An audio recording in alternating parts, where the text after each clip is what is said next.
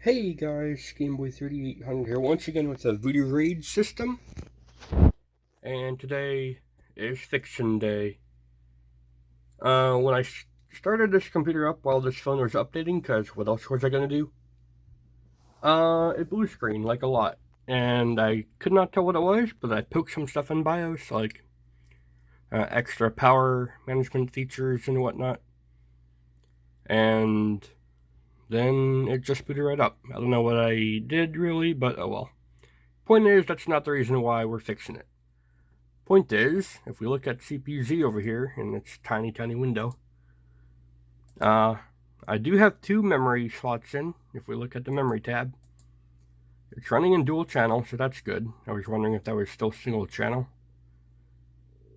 And if we go to the memory speed, you can see it's running at 2133 or 2100 megahertz. Doesn't matter.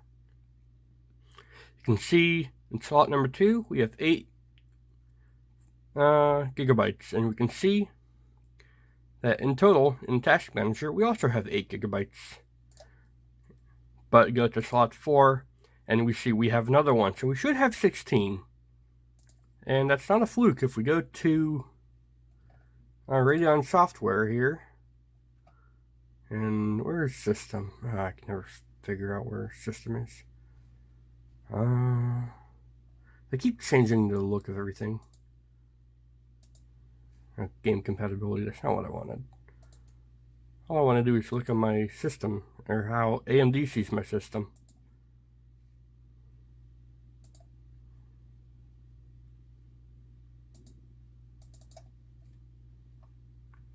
Oh well, trust me, it also showed 8 gigabytes of system memory. But they should have 16, clearly.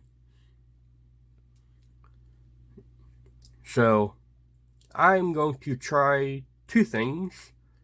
One, I'm going to take the cooler off and replace it with the stock one, because A, the stock cooler I think looks cooler, and B, I want to hold on to the Hyper 212 for other testing stuff for other systems, because it's just a great cooler.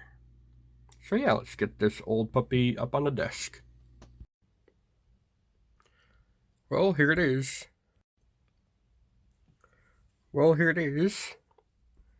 And yep, kind of looks like the day I put it together, minus the 1070.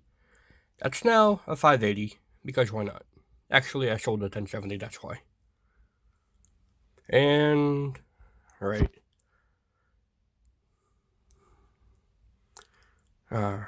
I'm wondering, yeah, I probably need to take out the board for this, because I might need the stock backplate and the clips, because what I have is a Wraith Prism cooler that you can't really see, but it's in there. So, full system disassembly. Well, let's start with the CPU cooler. Can't really do that with one hand, so I'll get to you when it's off. Alright, cooler's off. Looks like we had some great paste spreading there. So that's not a factor. That's a good thing. But I know, it looks like the original backplate is being used here. Very nice. Or at the very least, one that might be able to still be used. Hopefully that's the case.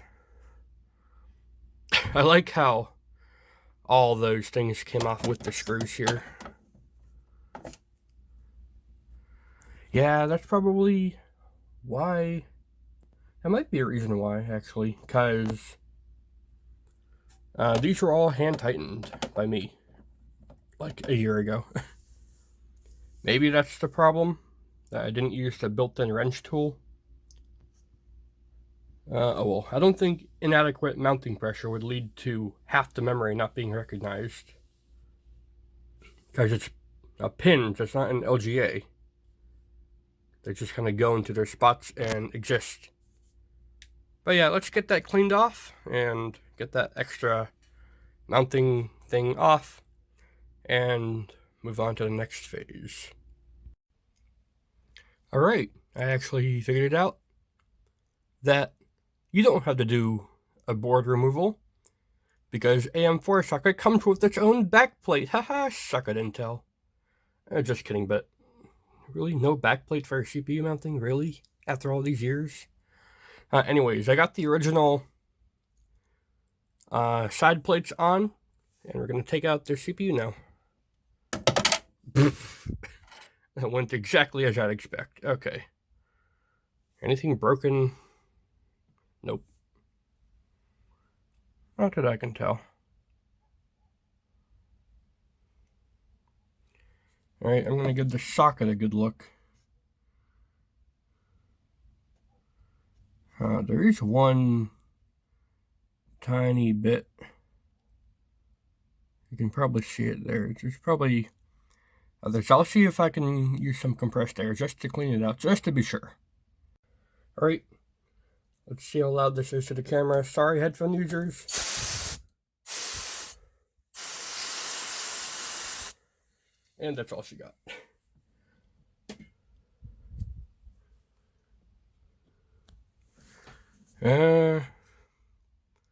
Virtually no distance. Perfect. No difference, I mean. Okay. Let's get the CPU back in there and some thermal paste on. For that, I will have the system on its side to ensure an even spread. The CPU's on its side and installed. And here's some thermal grizzly. Now I realize that the stock AM4 cooler, being brand new, has pre-applied thermal paste, but being that it's been sitting for however many years, I don't trust it, so that's why I'm going for some thermal grizzly. And yeah, let's get that sucker mounted on. Yeah, you can see why I wanted to have this paste replaced. It's hard as a rock. Let's get that wiped off. Way better. Let's get that cleaned and mounted. Everything's in there. There's a little bit of extra wires from the RGB and USB controller. I just want to see what those do because I haven't ever used Wraith Prism cooler before. So yeah, let's get all the 212 stuff packed away, this thing put back together and under the desk, and see how it boots.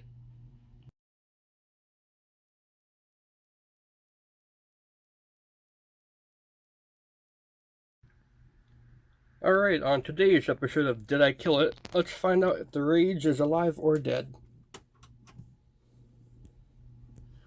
Yay, that's the end of today's episode. No, probably just used the wrong power plug. Welcome back to part 2 of Did I Kill It? Let's try again.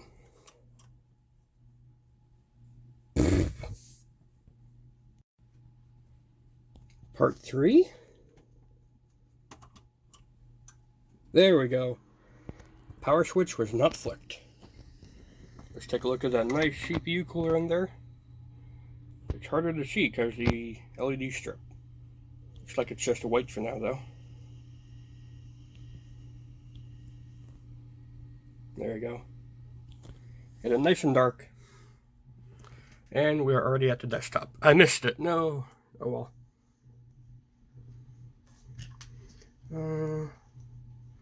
Okay, I'll move that yellow cup. And I have no idea what this 3D sound thing is. It's stupid. Oh well, that doesn't matter. Task Manager, can you tell us anything?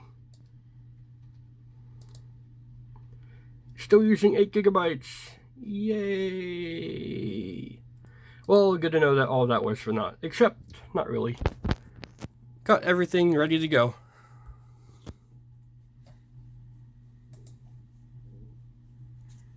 Oh well, we at least achieved one thing.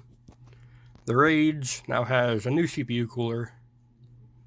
And I'll play around with the LED software later. But yeah, I'm going to eventually sell the insides of the Rage so I can fund my new 3950X build. So yeah, that'll be fun.